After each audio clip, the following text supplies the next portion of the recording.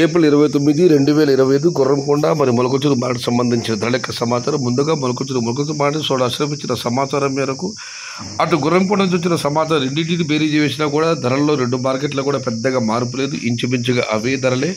నిన్నటి పోలిస్తే ఉభయ మార్కెట్లు కూడా ధర తగ్గింది. నిన్న గుర్రంకొండ టాప్ అండ్ టాప్ 210 రూపాయలు, మొలకొచ్చురు 200 రూపాయలు. కానీ వాళ్ళ రెండు మార్కెట్లో కూడా టాప్ అండ్ టాప్ ధర తగ్గింది. ధరల విషయానికి వస్తే రెండు మార్కెట్లలో కూడా ఒకటే రేట్లే.